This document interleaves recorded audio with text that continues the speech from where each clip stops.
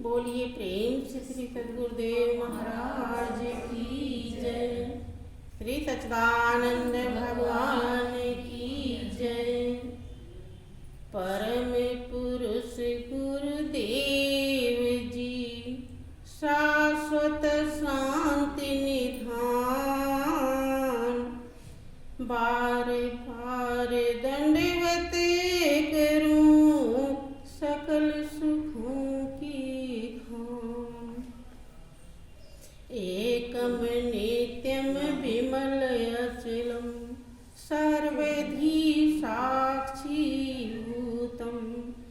भावातीतम तिर्गुण रहितम सतगुरु त्वाम नमो।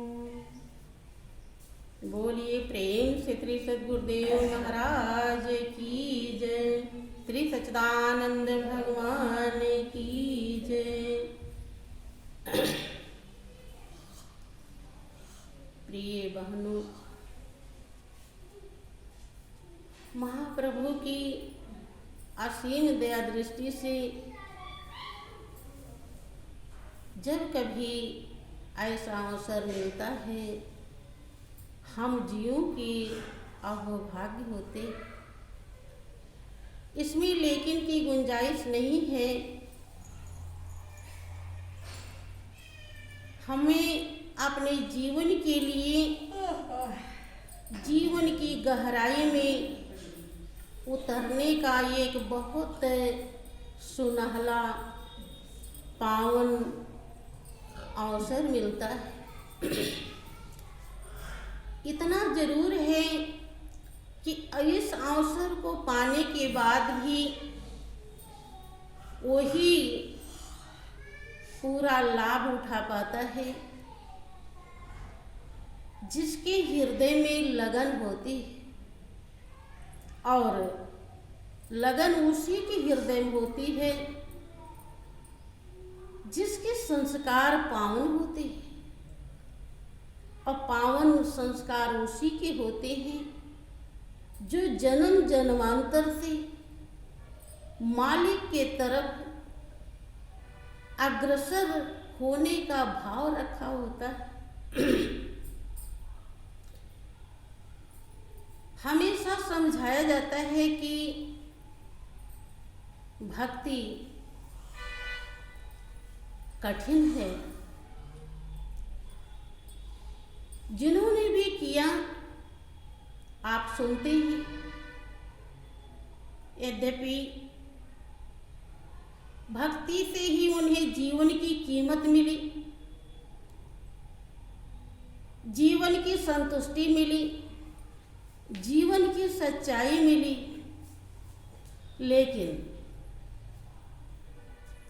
लगन की, त्याग की और श्रद्धा विश्वास की जरूरत थी। जिसके हृदय में लगन लगी वही सफलता को प्राप्त कर पाया है। आज भी देखिए, आप लोगों में से भी जिसके हृदय में जितना लगन है उतना वो भक्ति के मार्ग पर आगे पहुंचा, उतने ही अच्छे उसके भाव हैं और उसी के हिसाब से वो अपने को सुख और दुख महसूस करता है। देखें, एक समय का प्रसंग आता है। एक धन्ना नाम का भक्त हुआ है। जब वो छोटा ही था तभी उसको लगता था कि ये संसार क्या है, हम इस संसार में किस लिए आए, कौन है मेरा, उसके अंदर प्रश्न प्रश्न उठा करता था। लोगों के अंदर प्रश्न उठता नहीं। ये तो जरूर बच्चों के अंदर भी होता है, दुनियादारी वाले भाव तो पैदा हो जाते हैं। किसी के अंदर होता है कि हम पढ़े लिखे, किसी के अंदर होता है कि ना ही पढ़े लिखे, लेकिन शान शौकत तो हर किसी को जरूरत लगती। धन दौलत रुपया पैसा की जिज्ञासा हर किसी के अंदर होती, लेकिन ये संसार क्या है, कैसे है, और हम इसमें किस लिए आए हैं, हमको किसने भेजा है, करना क्या है, ये सवाल किसी बिरले संस्कारी के अंदर पैदा होता है। धन्ना जाट के अंदर ये भाव हमेशा उमड़ता रहता था। यद्यपि वो गरीब घर में पैदा हुए थे, कोई धनी नहीं था। यहाँ तक ऐसा जिक्र आता है कि जब वो बड़े हो गए, उनकी शादी हो गई, तो सोचने लगे कि हम कैसे अपने बीवी बच्चों का पालन करें। तो उनको एक ही नौकरी सुझाई पड़ी। गांव वालों ने अपने पशुओं को चुगाने के लिए उन्हें नौकर बना लिया। वो क्या करते थे कि सुबह उठ करके खूंटे खूंटे से सब पशुओं को खोलते थे और दिन भर ले जा करके बाहर चुगाते थे, और फिर शाम को सब खूंटे में लाके बांधते थे। इसके पहले ही, शादी होने से पहले ही उन्होंने गुरु ज्ञान प्राप्त कर लिया था, क्योंकि जिसके हृदय में जिज्ञासा होती है तो मालिक उस जिज्ञासा को, अगर सच्ची जिज्ञासा है तो अवश्य पूरा करता है। चाहे तो राह मिलती है बहनों। उनके गांव से थोड़ी दूर पे गुरु दरबार था, जहाँ पे धन्ना जाट जाया करते थे और गुरु ज्ञान को प्राप्त किया। ज्ञान को प्राप्त करने के बाद ऐसा हृदय में धारण किया, उस ज्ञान को जैसे किसी को बहुत बड़ी सच्ची और अच्छी दौलत खोई हुई मिल गई। इसे लोभी को धन मिल जाए तो जितना खुश होता है, कामी को नारी मिल जाए तो जितना खुश होता है, उतने ही खुश धन्ना जाट होते हैं। लगन से हरदम ध्यान सुमिरन करने लगे। उनके हृदय में भाव रहता था कि जिस गुरु महाराज जी ने उस परम पिता परमेश्वर को लखाया है, जो हमारे अंग संग बचपन से था, जब से धरती पर आए तभी से था, लेकिन हमें पता नहीं था। हमारे गुरु महाराज जी ने जब से दर्शा दिया, तब से मैं लाभ उठाने लायक बना तो क्यों ना लाभ उठाऊं। एक एक पल बहुत कीमती है, मालिक ने हिसाब से दिया है और वो ले लेता है। धन्ना जाट देखते थे कि इस दुनिया में कभी किसी के अंदर कितना ताकत रहती है और कभी कोई उठने बैठने लायक नहीं रहता। कभी वो कितना सुंदर होता है और कभी ऐसा बिगड़ जाता है कि शीशे में भी मुंह देखने की इच्छा नहीं। इसका मतलब क्या है कि जिसने दिया था वो ही सब ले लेता है। तो जब सब ले लेता है तो सब कुछ तो वही है, अपने बस की तो कुछ भी नहीं है। और जो सब कुछ है, जिसके बिना एक पत्ता नहीं हिलता, वो हमारे रोम रोम में रम रहा है। और इस रहस्य को हमारे गुरुदेव ने दर्शाई है। तो मैं कितना उनके चरणों में न्यौछावर हो जाऊं, कितनी कुर्बानी कर दूं, त्याग कर दूं, सब कम ही। कबीरदास जी भी कहते हैं कि सब धरती कागज करूं, लेखन सब बन राय, और 7 समुद्र की मसी करूं, गुरगुन लिखा मिल जाए। सहजू एक महान आत्मा हुई, उन्होंने लिखा कि 68 तीरथ गुरु चरण बसे, पर भी होते अखंड, असहजो ऐसा धाम नहीं सकल अंड ब्रह्मांड। सभी ने इस रहस्य को अपने अपने भाव के अनुसार गाया है। धन्ना जाट हमेशा सोचा करते थे कि पूरे दिन रात गुरु चरणों में रहूं। गुरु महाराज जी के दर्शन से मालिक का ध्यान बढ़ जाता है और गुरुदेव के दर्शन से विकार दिखाई पड़ने लगते हैं, गलतियां समझ में आने लगती हैं,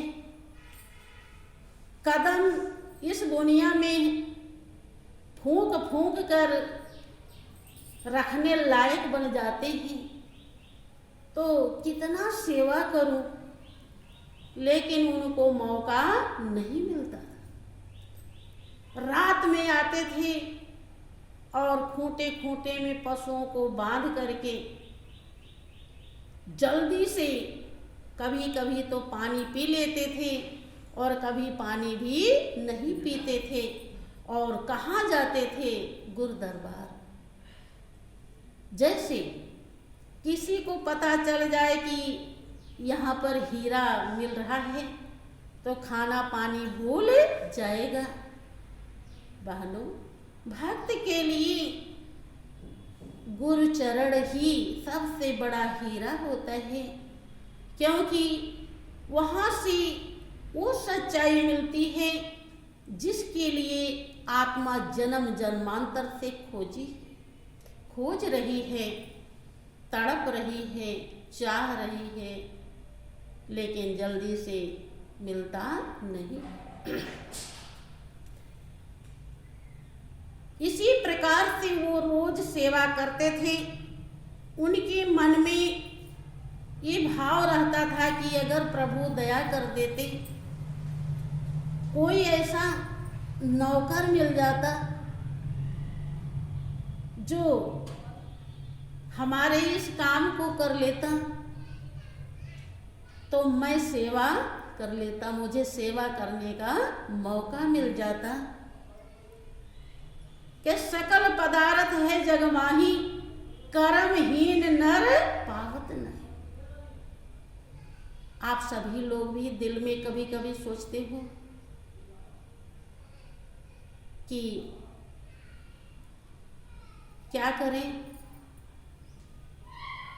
हमारे घर में झंझट है, छुट्टी नहीं है, तमाम बाधाएं हैं, हम कैसे सेवा करें। लेकिन ये भाव जो आपके हृदय में आता है, ये नॉर्मल आता है, पूरे विरह वैराग्य से आता नहीं है। सही में सेवा कितना कीमती है, आपके जीवन के लिए कितना उपयोगी है, आप दिल से इसे नहीं समझ पाते हैं। और दिल से समझ जाएं तो धन्ना जाट जैसी भी व्यवस्था आपके लिए भी हो जाएगी। धन्ना जाट बेचैन रहा करते थे, जितना सेवा कर पाते थे उतना करते थे, फिर रात में ही भाग के आते थे। थोड़ा सोना भी जरूरी है, और नहीं तो पशुओं को कैसे चुगाएंगे, नींद भी आएगी, और दिन भर तो पशुओं के पीछे चलना ही है। ध्यान सुमिरन में तो लगे ही रहते थे, लेकिन हाथ पैर से सेवा नहीं कर पाते थे। ऐसे काफी समय बीत गया बहनों। एक दिन का जिक्र है,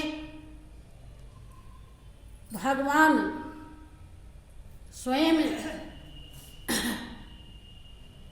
एक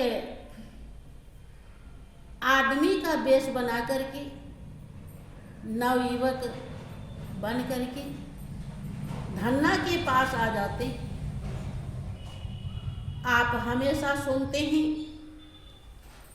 भगवान कृष्ण भी ऊधो से कहते हैं कि ऊधो मोहे संत सदायति प्यारे। निस्दिन ध्यान धरे हृदय में, सब जग काज विसारे, ऊधो मोहे संत सदायति प्यारे। ये संत मिले तो मैं मिल जाऊं, संत न मुझसे न्यारे, ऊधो मोहे संत सदायति प्यारे। सभी महापुरुषों ने, अवतारियों ने संत महिमा गाई है।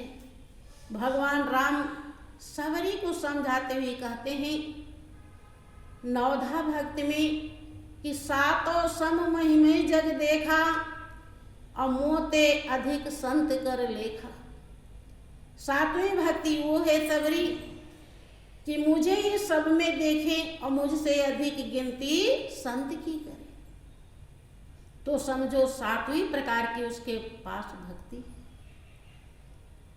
विष्णु जी नारद जी से कहते हैं कि लक्ष्मी मेरी अर्ध शरीरी, सो संत के चरणों की दासी, 68 तीर्थ संत के चरणा, कोट गया और काशी।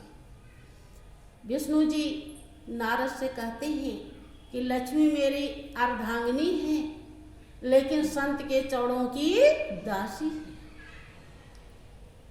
लोग जिस धन दौलत को लोग लक्ष्मी कहते हैं, वो संत के चरणों में अर्पण किया जाता है, क्योंकि बताते हैं कि संत के चरणों में करोड़ों गया और काशी वास करता है। अर्थात संत के चरणों से उस पावन सत्ता का बोध हो जाता है जिससे ये सारी दुनिया आबाद है, और उससे पावन दुनिया में और उससे बढ़कर कोई तीर्थ नहीं। सभी ने एक ही बात कही है, धन्ना जाट के सेवा से भगवान खुश हो जाते हैं। अंदर में तो दर्शन दे ही रहे हैं, लेकिन उसकी श्रद्धा और लगन इतना ज्यादा है कि भगवान बांधे हुए और खींचे हुए चले आए। धन्ना से मिलते हैं और कहते हैं कि भाई धन्ना, कहो आप ठीक तो हो? धन्ना ने कहा हाँ मैं ठीक हूँ। धन्ना सेवा करके जा रहे थे रात में, तभी भगवान से मुलाकात होती है। भगवान पूछते हैं कि तुम्हें कोई दिक्कत तो नहीं है? कि मुझे तो कोई दिक्कत नहीं है, क्योंकि अधजल गगरी छलकत जाए। जो गगरी आधी भरी होती है वो छलकती है, और जो पूरी भर जाती है वो छलकती नहीं। अर्थात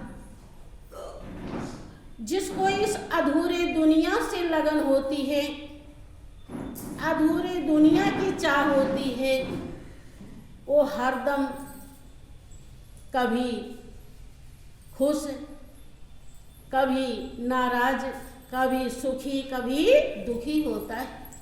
लेकिन जिसको पूरे से लगन हो जाती है वो एक रस हो जाता है, क्योंकि वो पूरा कभी भी बदलता नहीं, कभी उसमें कोई परिवर्तन होता नहीं। बहनों, धन्ना गरीब हैं, पशुओं को चुगा करके पेट पालते हैं, मजदूरी जो मिलती है, लेकिन भगवान अप्रत्यक्ष रूप में पूछ रहे हैं कि तुम्हें कुछ जरूरत है कि नहीं, कि कुछ जरूरत हो तो होश कर लो, तो बताओ। धन्ना ने विचार किया कि क्या मुझे जरूरत है, तो धन्ना को ख्याल आया कि मुझे एक नौकर की जरूरत है। धन्ना ने कहा कि मुझे आप ही जैसे एक नौकर चाहिए, क्योंकि वो नवयुवक का रूप बनाए थे और हिष्ट पुष्ट थे। तो धन्ना ने सोचा कि ये नौकर बढ़िया रहेगा। भगवान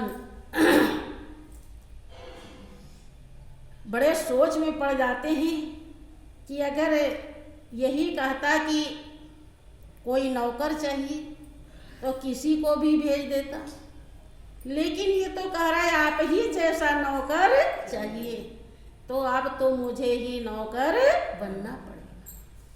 कि प्रबल प्रेम के पाले पड़कर प्रभु को नियम बदलते देखा, अपना मान टले टल जाए पर भक्त का मान न टलते देखा। अब भगवान कहते हैं कि धन्ना हमारे जैसा नौकर चाहिए, तो मैं नौकर बनने के लिए तैयार हूँ, लेकिन ये तो बताओ नौकरी क्या करनी है। धन्ना ने कहा कि सुबह उठते ही गांव भर के पशुओं को खूंटे खूंटे से खोलना है और बाहर ले जाके दिन भर चुगाना है और रात में ला करके खूंटे में बांध देना। ये है नौकरी। भगवान सोचने लगे कि ये तो इतना श्रद्धावान है, संस्कारी भावुक है, इस नौकरी से तो मैं कभी छुटकारा नहीं पाऊंगा। क्या करूं, कौन सा उपाय करूं कि छुटकारा तो मिले। भगवान ने कहा कि मैं नौकरी करने के लिए तैयार हूं, लेकिन एक शर्त है कि जिस दिन तुम्हारे घर से मेरी बुराई होगी उस दिन मैं नौकरी छोड़ दूंगा। धन्ना ने कहा कि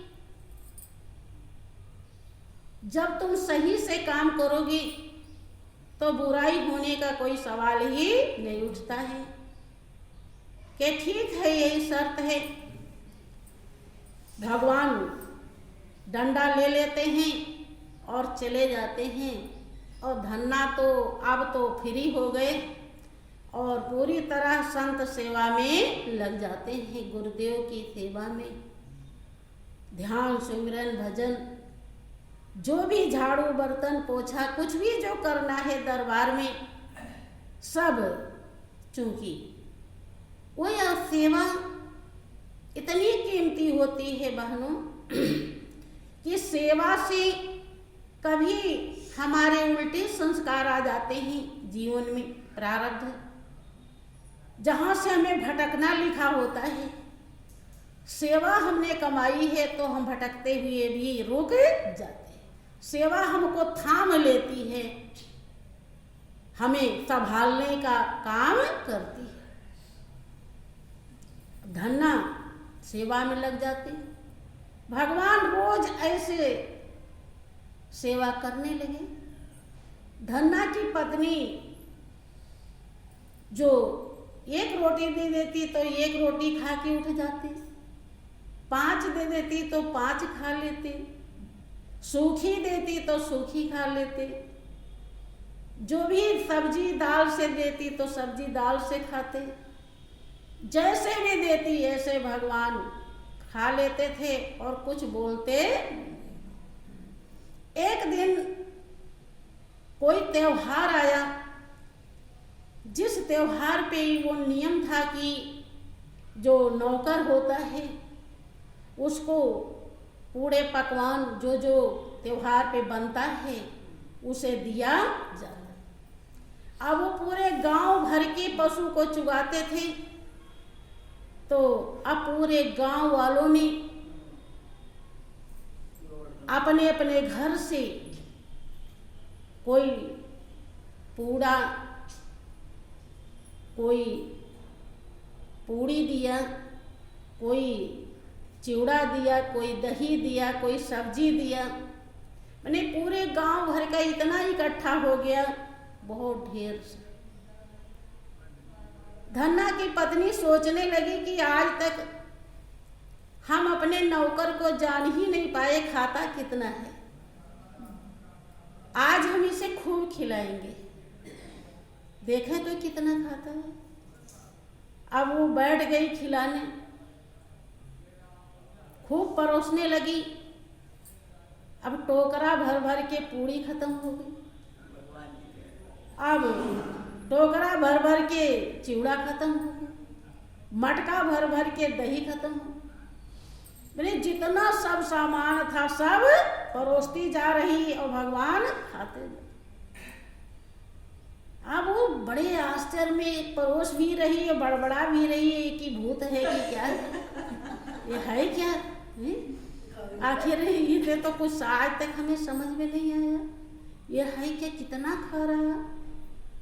अब उससे रहा नहीं गया, वो भगवान तो उठे और चले गए। थोड़ा बच गया धन्ना के लिए और उसकी पत्नी के लिए, लेकिन वो गांव में बहुतों से कह आई कि मेरा जो नौकर है इतना खाया।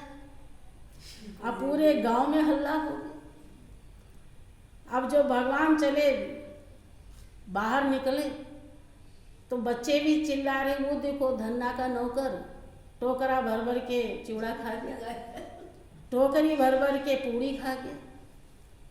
अब भगवान ने लिया छड़ी, डंडा, पशुओं को चुगाने वाला, और धन्ना के पास के धन्ना अब नौकरी से छुट्टी। क्या बात है, क्या हो गया? धन्ना ने कहा कि शर्त पूरी हो गई कि बताओ सही कि आज आपके घर से हमारी बुराई हुई है, कि ऐसा हो नहीं सकता कि चलो।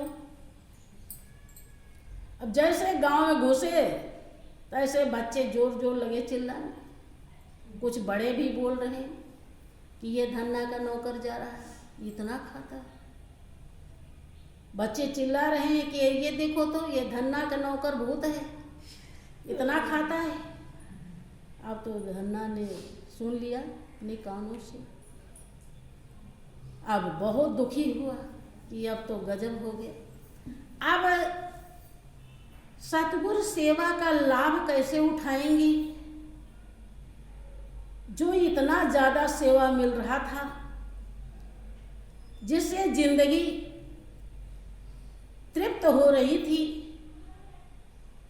जिंदगी में विशेष संतुष्टि थी, अब वो समय चला गया। अब क्या करें? लेकिन अब कर ही क्या सकता है, शर्त तो सही है। चुप हो जाता है, आंखों में आंसू आ जाता है कि अब गलत हो गया, हमारी पत्नी ने गलत कर दिया। इतने में ही भगवान चतुर्भुज रूप में प्रकट हो जाते। कहते हैं धन्ना तू दुखी मत हो,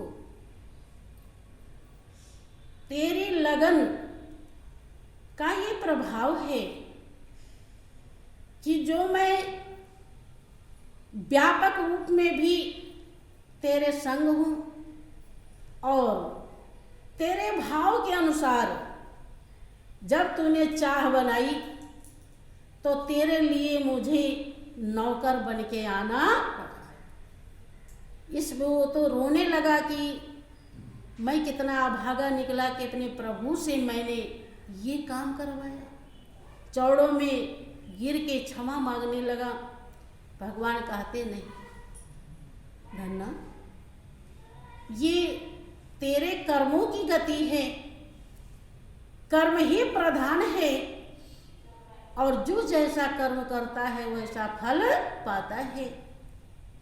भगवान राम जब जटायु सीता की रक्षा में रावण से लड़ाई लड़ लेते हैं तो भगवान राम पहुंचते हैं और कहते हैं कि मैं आपके प्राण को शरीर में रख दूं। जटायु कहते हैं कि प्रभु, जो मरते समय भगवान का नाम ले लेता है तो उसका उद्धार हो जाता। आप तो मेरे सामने, अब मेरा प्राण, इसीलिए तो मैंने प्राण को रख रखा था। तो भगवान राम कहते हैं कि जल भर नयन कहें रघुराई, तात कर्म निज ते गति पाई। आंखों में आंसू आ जाता है भगवान राम के और कहते हैं कि आए भाई, ये आपके कर्म के नाते ये गति मिली है कि जो मैं आपके सामने हूं और आप शरीर छोड़ने जा रहे हैं। तो बहनों, इस दुनिया में अगर हमारे अंदर लगन हो, श्रद्धा हो, विश्वास हो, सच्चे कर्म हो तो कुछ भी दुर्लभ नहीं है। हम अपनी आत्मा को पूरी तरह संतुष्ट कर सकते हैं और जीवन जीना सीख सकते हैं।